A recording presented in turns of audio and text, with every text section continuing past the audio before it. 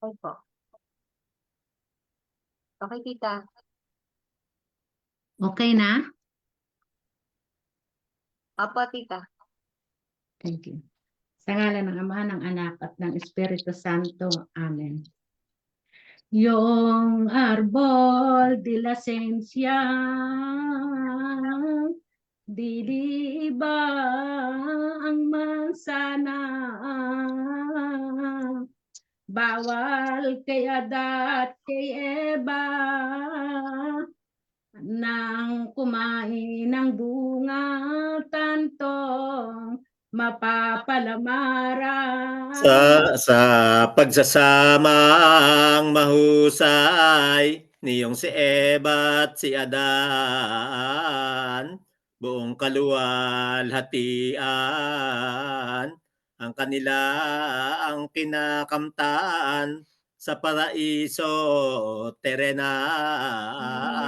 Nakita ng demonyo, luwalhati nilang ito, alipalay ng imbulo, loob ay di magkatuto at parating gulong-gulo. Niya ay di katuwiran na ang taong hamak lamang, ako'y pagpapanaluan. Sila'y buong katuwaan at ako'y kahirapan. Hindi nga tutugon anitong hang naluob hanggang di ko malamuyon. Maraming salang masunog at ang apoy ay marugdog. Dooy yaong magdaraya sa ahas ay nakimukha, at sa kahoy na bawal nga ng Diyos na makalinga, namulupot alipala. Ay sa paglilibang ni Eva at pagpapasyal, panunuod ng halaman, doon niya napagmasdan kahoy, nabilin at bawal. Sa kawilihat ligaya ng kanilang mga mata, sa pagmamasid ng bunga, nagwika kapag karaka ang demonyong palamaran. Eva ng sinungaling, ano't hindi ka kumain nitong bunga at kumitil. Sinagot ni Ebang tambing, iyan ay bawal sa amin. Ang Diyos na poong mahal, sa amin nagbawal. At kung kami ay sumuwang, kumain ng bungang iyan, baka kami ay mamatay. Ang tugon ng palamara ay hindi gayon aniya, kaya bawal itong bunga, baka kayo ay maparat matulad sa kaniya. Ngayong wikat ng marinig ni Ebang mahinang isip, naniwala ng maakit sa labing ipinagsulit nitong demonyong malupit. Buti na nga ni si Eva, bunga ng kahoy na sala. Kumain na kapag ka, sa kaniya dinalhan pa ang sinta niyang asawa. Sinakain niyang tunay ang esposong kaibigan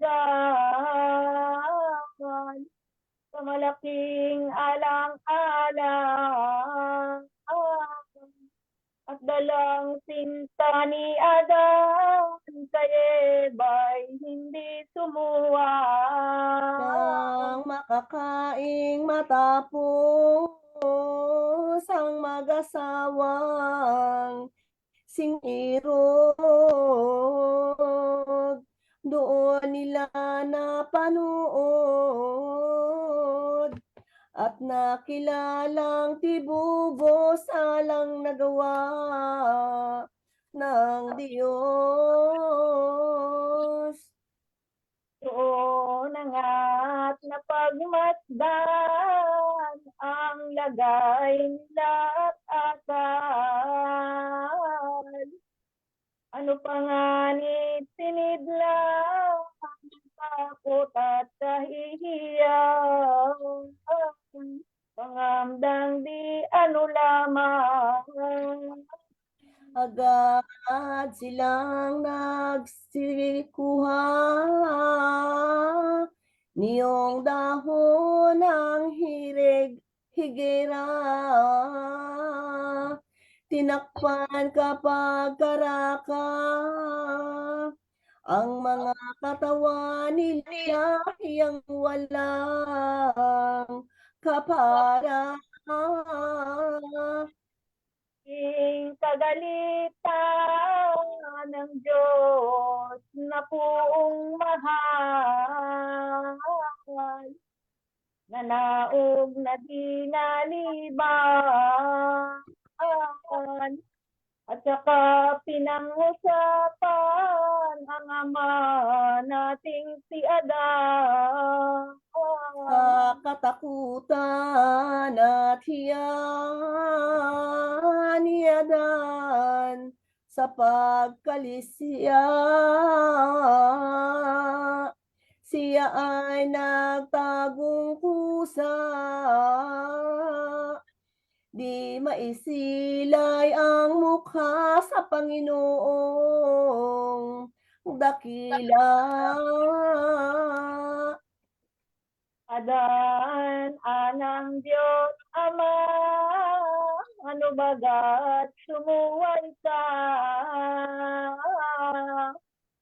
Sa akin di tumalima, pinainit yung talaga ang aking bawal na bunga. Nang kayadan ay masabi, ay sumagot ng gayarin, Diyos ko aniya kasi, mulyer guam didisti imihe diditmihe, dilinyo itkomidi. Itong babaeng bigay ng nakasamahin ko rito. Sa akin siyang tumukso at nagpakaitutuan ipinagbawal mo. Tinanong naman si Eva ng ganitong parirala, ay babae bakit baga tikis kang nagpalamara, sinuway akong talaga. eba at wika, buong darakila, tung ahas ako hila, sa akin yang nagdaya, umibot nagwika-wika. Sinumpa nakapagkuhan ng Diyos na bulaan. Itong bula. Aniya tampalasan.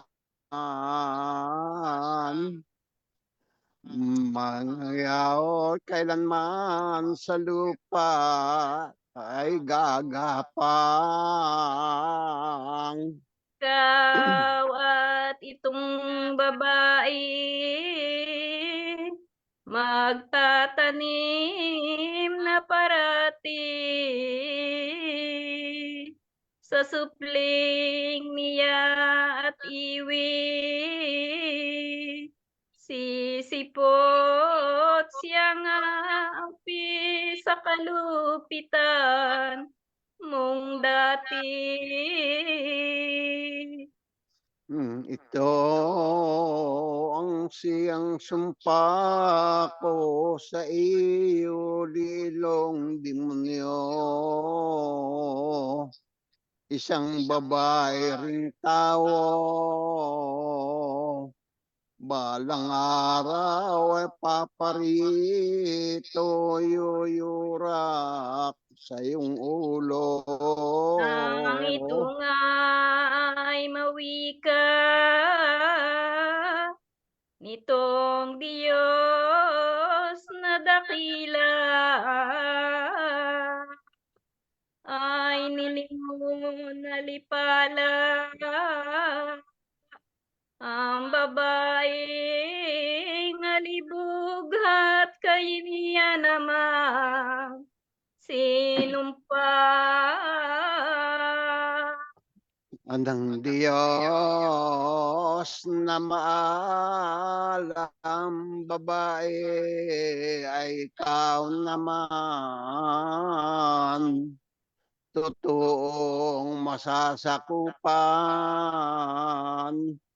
ng buong kapangyarihan ng asawang kaibigan.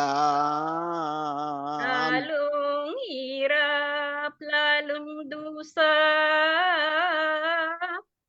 ang sasapitin mo eba. Sakit na walang kapara,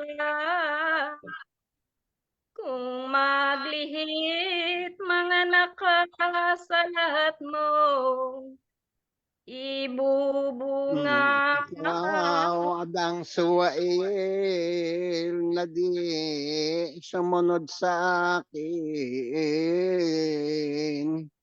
Madlang hirap ang darating. Ang lahat mong kakainin sa iyong pawis manggagaling. Ito nga bang mag-asawa pinaramtan kapag daka ng damit na masasaya, nang matapos iniwanan ng Diyos na puong Ama.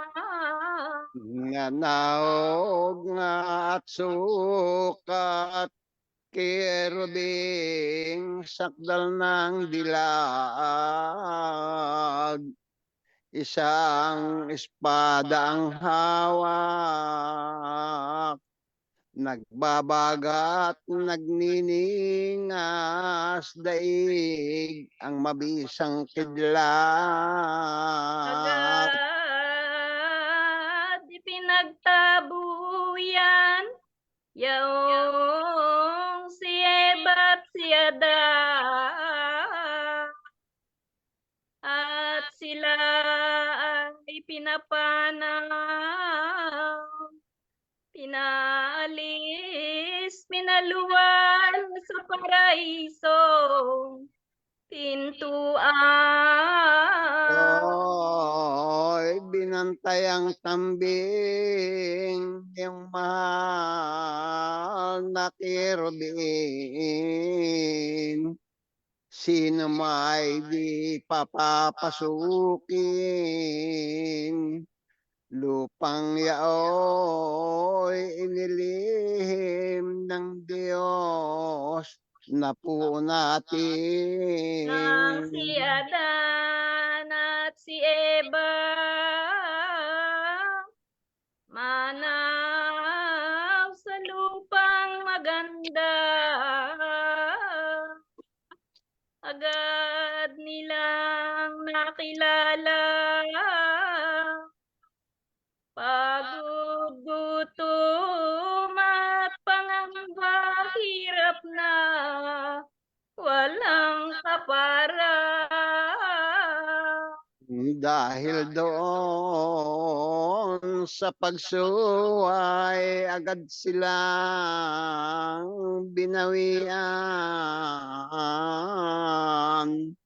ng grasya at dilang bagay.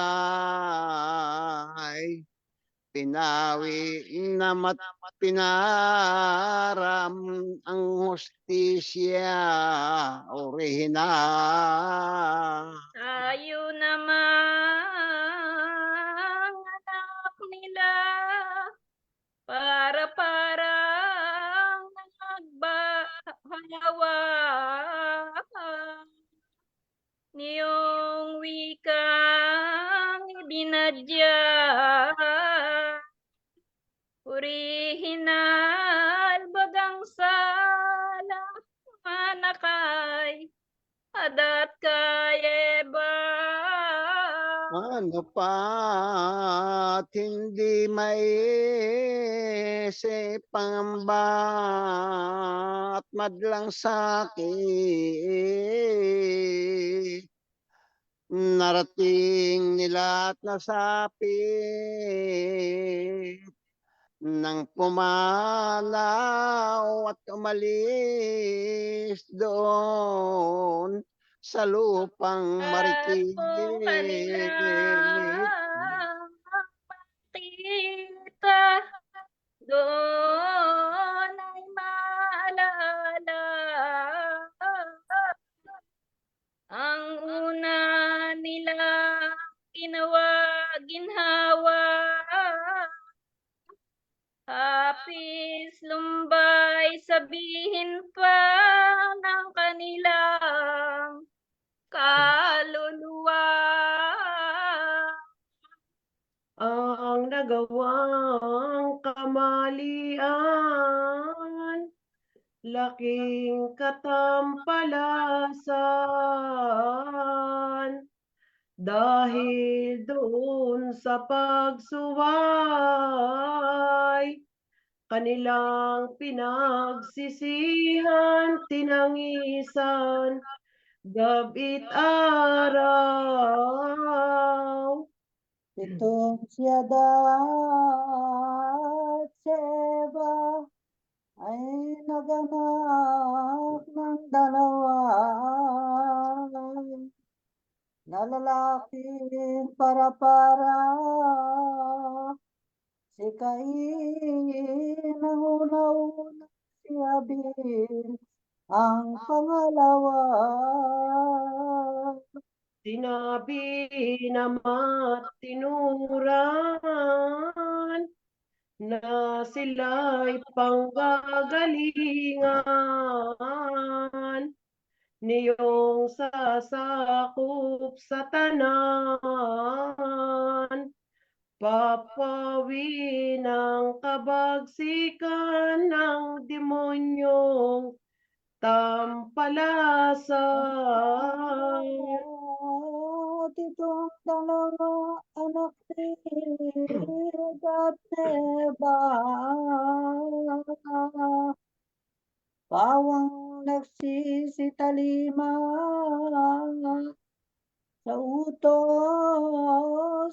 kanilang pita ng kanilang amatinang. Nang lumaki't magkaisip ang dalawang magkapatid, sila nga ay nangagbukid at naghanap na masakit sa mat, inay pag-ibig. Ay kangitan na lang kapanagilian. Ni kaili luso ka ba? Si Abril agad pinatay sa gitna ng kabukiran. Dugong tunay ng kapatid ang sumisigaw sa langit. Ang hinging ipinilit,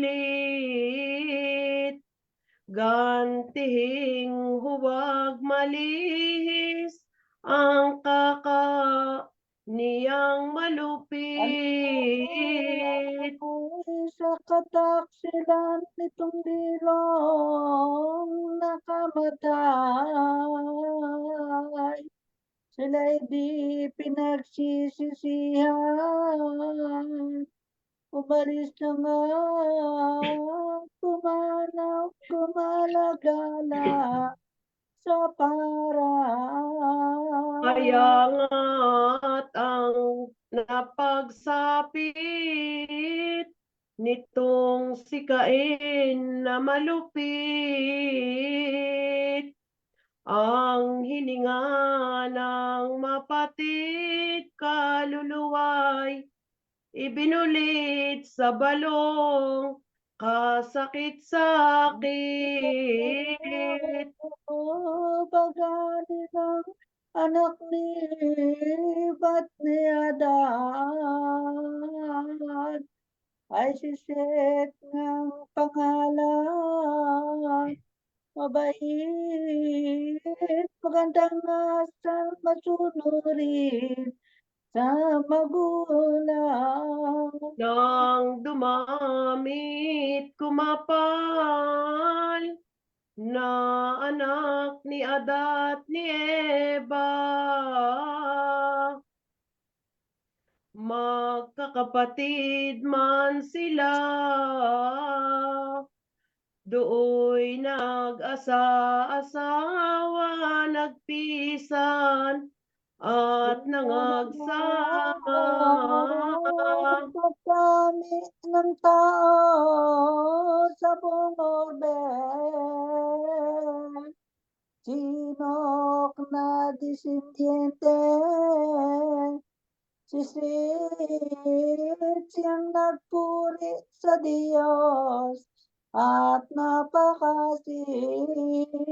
Datapwat ang naging bunga ni Cain at ni Disidensya ay sumamang para-para. Totoong di kumilala sa Diyos, Poong Ama. Si Adan dito sa mundo'y nabuhay, siyam na raang taong gulang, 30 kalabisan ng edad niya at gulang. Ano pa't ang buong mundo na laganapan ng tao sa kainggitang totoo ng tampalasang demonyo ang lahat pawang tinukso. Para ang tanang anak ni Eva na sa kaniya'y sumama sa Diyos magkumilala at huwag naman sumamba. Malaking kagalitan nitong Diyos na maalam. Buong mundo ay gumala ginuna na 8 katao lamang iniligtas. Di na Sino'y na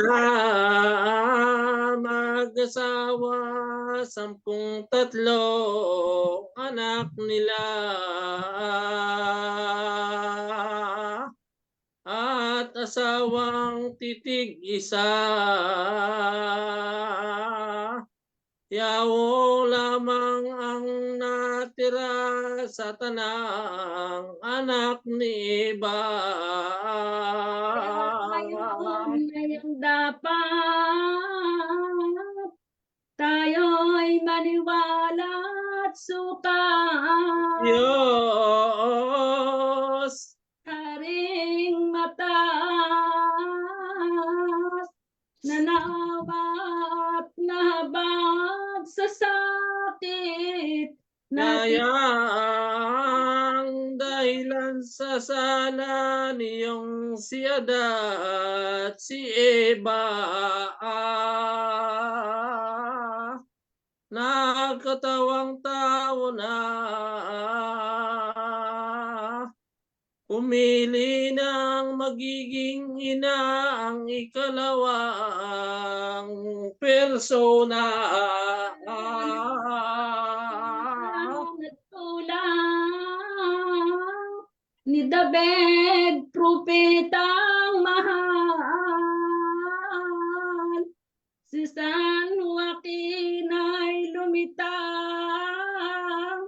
bilang kaapu-apuhan ng patriarkang siya. Dito rin nga at dili iba bilang kaanakan niya ang Poong Birheng Maria na totoong maging ina niyong sasakop sa sala. At matanda si Santa Anang Dakila, naglihi at nanganak nga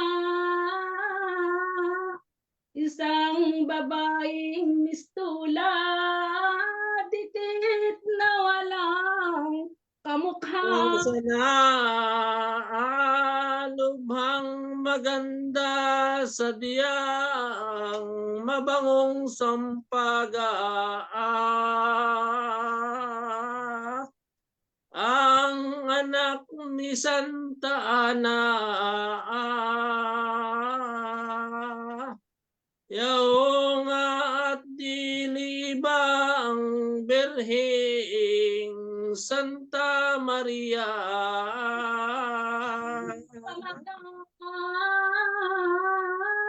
bituing sakdal dilag ay siyang nagliwanag sa tanang nagsisiliyag sa kalautan ng dagat. rin at dili iba yaong Birheng preserbada sa orihinal na sala. Mananga nating lahat na sa kay Adan at kay Eva. At lumabas itong bituin sa dagat. Mariyang sakdal ng palad, tuwang hindi hamak-hamak ng Santisima Trinidad. Na maganap ang totoo at araw ay mahusto. Ng panganganak na ito, agad dinala sa templo si Maria ang masaklolo.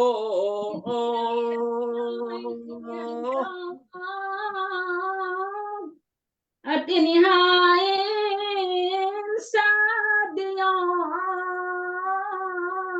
Itong anak nilang hirap, tuwa'y di matapos-tapos ng kanilang puso't di luha. pa naman nagaganap 3 taong bagang edad ng Birheng Inang mapalad sa templo at itinambad ng Ama at Inang Liyaan.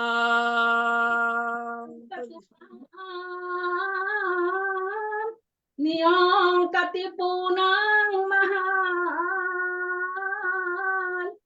na sa templo ay tumatahan nang makita at matingnan si Maria matimtiman.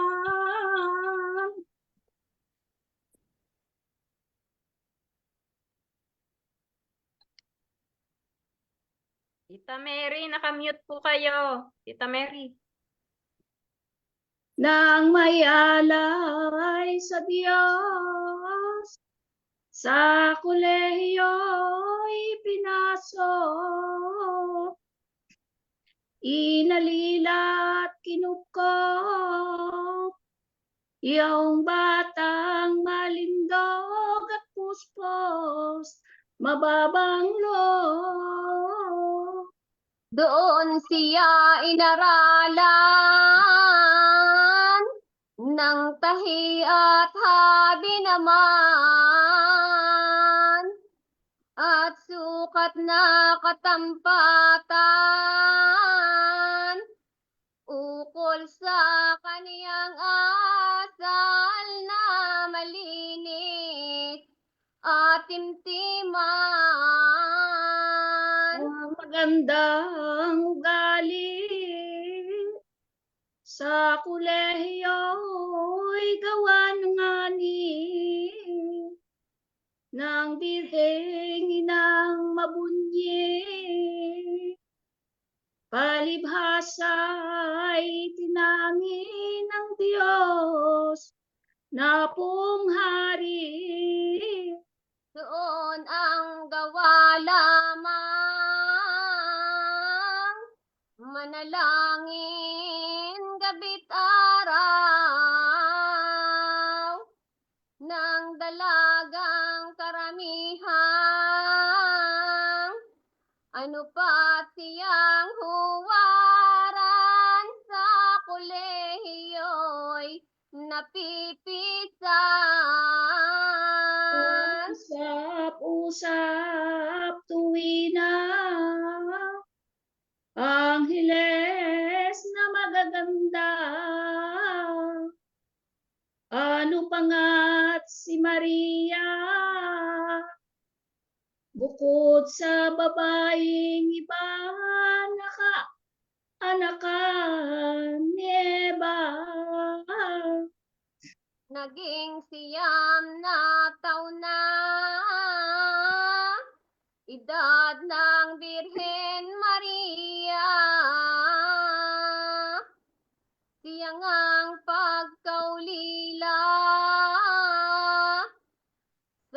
kaniyang ama't ina na sa kaniya'y nagdala. Ngunit doon sa kolehiyo, itong birheng masaklolo, pagpupuri magot-magot sa Diyos amang totoo, hari ng sang universo.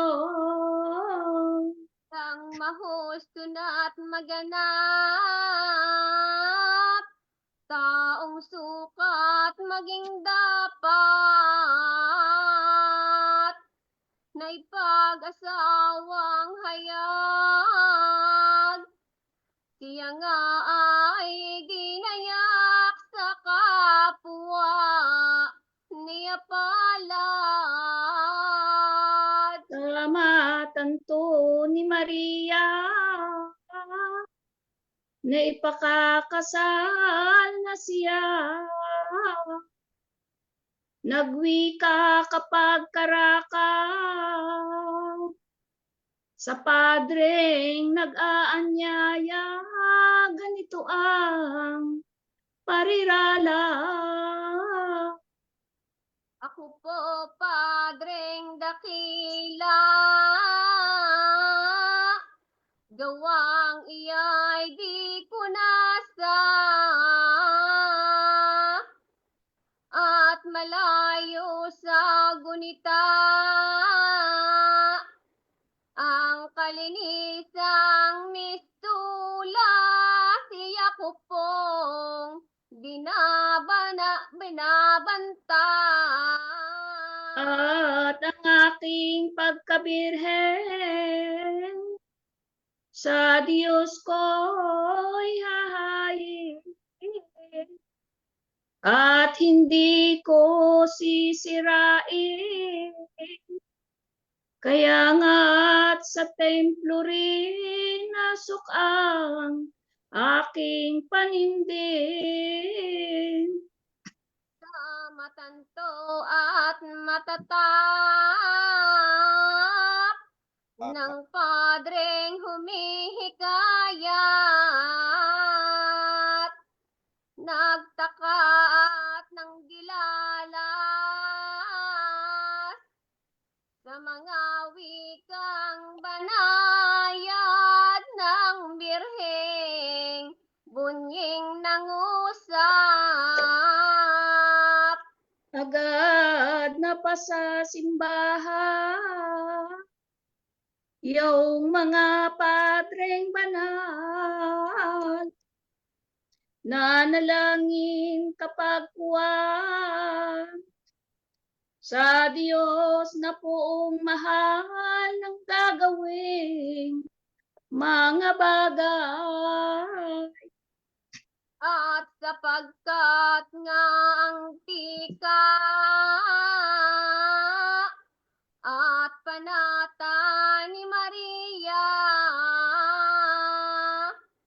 hindi ibig mag-asawa, ay sinagot naman sila ng Diyos na poong Ama.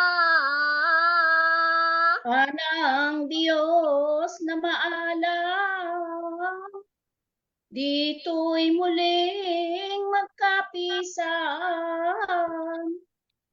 tanang mga kahindigan ni David, petang mahal, katutukot, kaibigan. Dito ko ipakikita, dapat na maging asawa, tambing ipakilala, mag-alaga at sumama sa anak kong kay Maria.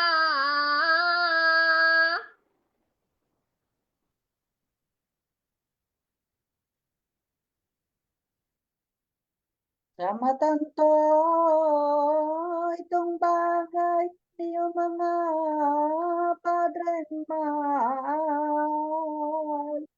ay tinapon sa simbahan ng mga kahulugan ni David, propetang banal.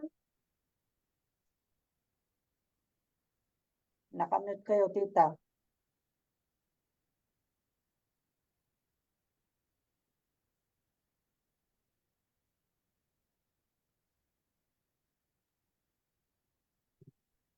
The Presi nakamute po. May isang ang matanda na Husip ang pangalan niya. Anak sa tribo ni Juda. Kadugot kadisindisya ni David, bunyeng propeta. Niya't magulang ay si Ellen pangalan. Matanda at mabuting asal. Lubang timtiman malinis sa kalinisan. At si Joseph, siyang tinangin ng langit, na maging espusong ibig ng Birheng Inang marikit, timtimat, lubhang mabait. Pinili sa karamihan, naduroon sa simbahan, bilang kapu-apuhan ni Patriarka Abraham. Nang makitang si Maria, di tangka ang mag-asawa, agad na ngang nagpakita ang Diyos poong Ama at nagwika kapag daka. Sumaalang Maria, ikaw ay pakasal, at siya kong kaloban, ang iyong kalinisan hindi nga marurumihan. Ang iyong makakasama, malinis naman at maganda, linis na walang kapara. Kaya bunso'y sumunod na sa aking hiling at pita. Matanto at matatap ang Birhen Inang mapalang, tumangunat ng usap at napakasal ng agad kay Joseph na marilang. Sila ay makasal na, ay namahay na mag-isa. Panatan nila at tika, kalinisang walang hanggan habang nabubuhay sila. Pagka-Birhen minsan may disisirain. Ano pa nga't parang anghel ng parating kalinisan at galing. Dito na nga ni namahay dalawang magkaibigan, walang likat gabi't araw, magpupuring walang humpay sa Diyos na poong mahal. Ang opisyo ay ang aking nitong banal na lalaki at ang gawa ng babae manahilang at tumabi at namay na mabuti. Ano pa nga at iisa ang loob nilang dalawa, mahusay ang pagsasama, kinakailangang maganda ng Diyos na poong Ama. Ang aral ay susundin sa mag-asawa'y hahabilin. Pagsusunuran ay dalitin ni Jose pati ng Birhen. Ang grasya ay sa atin. Kristiyano ang katampatan, sila nga'y ating tularan sa kagandahan ng asal, sa loob na malumanay sa kanilang pamamahay. Ang tularan tuwina ng sinuman, mag-asawa kung mahusay na, magsama ang bawat mahal na grasya, di lalayo sa kanila. Nguni ang palaaway mapagtalo, gabi't araw, punong kinapuputan, tuloy ikinapaparam grasyang kamahal-mahalan. Dapat nga magsunuran ang mag-asawang sinuman. Si Joseph siyang tularan at si Maria matintiman ang pagkalinga sa bahay. Kaya ikaw man ay sino, may asawa ka mang tawo, ang asal mo ay mabago, ng kamtan mo at mata mo sa tuang tuwa sa paraiso. Ay matuwa na pawiin madlang dusa, magkakatawang tao na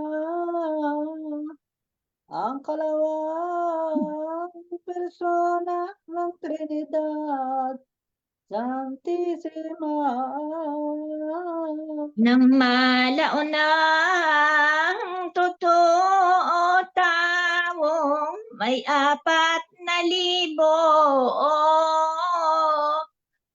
mulang lalangin ang mundo,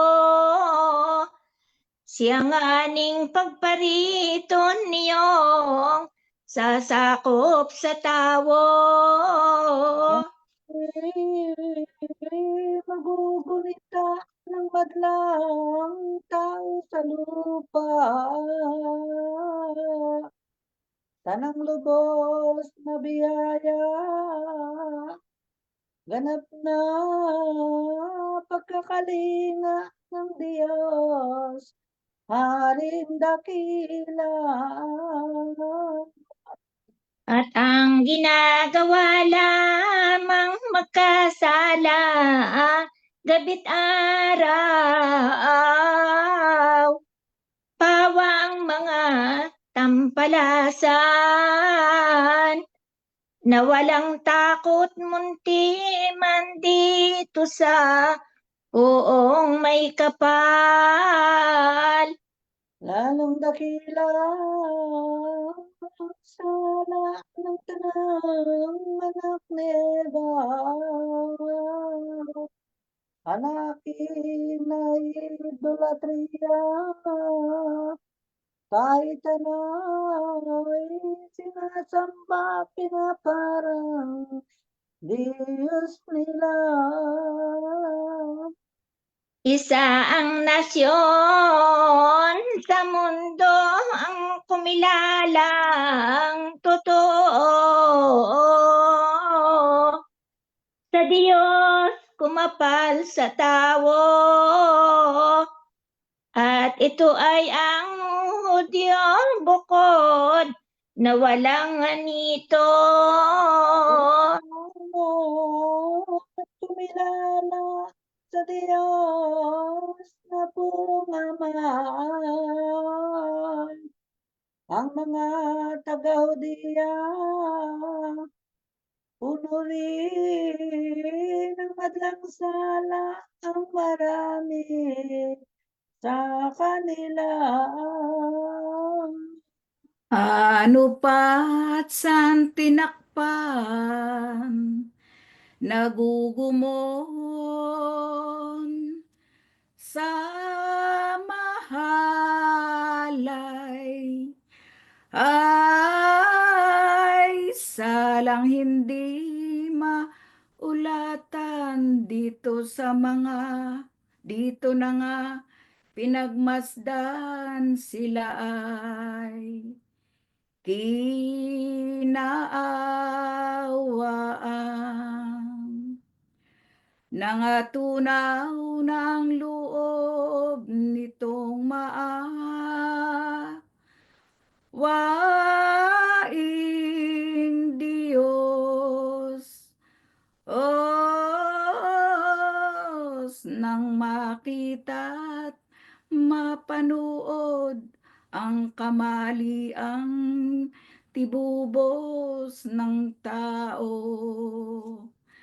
sa sangsinuko. Ibig na nganing matupad ang tanang ipinahayag ng mga santos propetas na itinitik sa sulat sa pagdating ng Mesiyas. Sapagkat wala ng iba sukat ko sa sala ng tanang anak ni Eva, kung hindi ang anak niya na ikalawang persona. Walang sinuman ang nabubuhay para sa sarili lamang. Walang sinuman ang namamatay para sa sarili lamang. Tayong lahat ay may pananagutan sa isa't isa. Tayong lahat ay tinipon ng Diyos na kapiling niya. Sa ating pagmamahalan at paglilingkod sa kanino man, tayo ang nagdadala ng balita ng kaligtasan. Tayong lahat ay may pananagutan sa isa't isa. Tayong lahat ay tinipon ng Diyos na kapiling niya. Sabay-sabay ngang mag-aawitan ang mga bansa.